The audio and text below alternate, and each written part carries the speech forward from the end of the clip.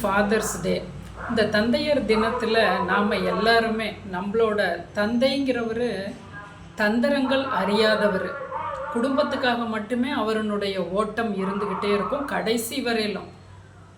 எப்போ கடவுளாக அந்த ஓட்டத்தை நிறுத்துகிறாரோ அப்போ தான் நம்ம குடும்பத்துக்கான ஓட்டம் அவங்களுக்கு நிற்கும். அதுபோல் இந்த தந்தையர் தினத்தில் நிறைய பேர் மிஸ் அண்டர்ஸ்டாண்டிங்கோடு இருப்பீங்க, பேச்சுவார்த்தை இல்லாமல் இருப்பீங்க. கண்டிப்பாக தந்தைங்கிறவர் தவிர்க்க முடியாதவர். நான் கூட இன்றைக்கி என்னோடய தந்தைக்கிட்ட ஃபோன் மூலியமாக ஆசீர்வாதம் வாங்கினேன். அப்பா உன்கிட்ட இருக்கக்கூடிய தெம்பு தைரியம் எனக்கு வேணும்ப்பா, ஆசீர்வாதம் பண்ணுங்கன்னு சொன்னேன். அப்பா அதோடு சேர்த்து உன்னோட நோய் நொடியும் குணமாகணும் அப்படின்னு சொல்லி வாழ்த்துனாங்க. கிஷம் போல் இறைவன் போல் நாம் வணங்கி வரும்போது, இருக்கும் காலங்களில் நம்ம அப்படி பண்ணும்போது தான் அவங்க இல்லாதப்பையும் உங்களுக்கு அவங்களோட ஆசீர்வாதம் அனுக்கிரகமாக கிடைக்கும்.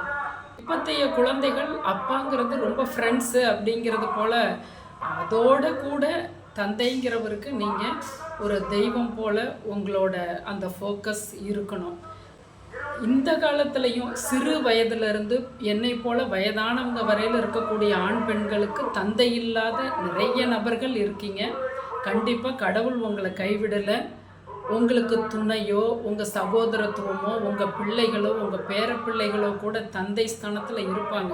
நீங்கள் அதை அப்படியே பாருங்கள். உங்களை சுற்றி இருக்கிறவங்களில் கண்டிப்பாக உங்களுக்குமே உங்கள் இறந்த தந்தை உங்களுக்கு இன்றைக்கி ப்ளஸ் பண்ணுவார். அனைவரோட அந்த தந்தைமார்களுக்கும் நாம் இன்றைக்கி ஒரு சல்யூட் கொடுக்குற நாள்.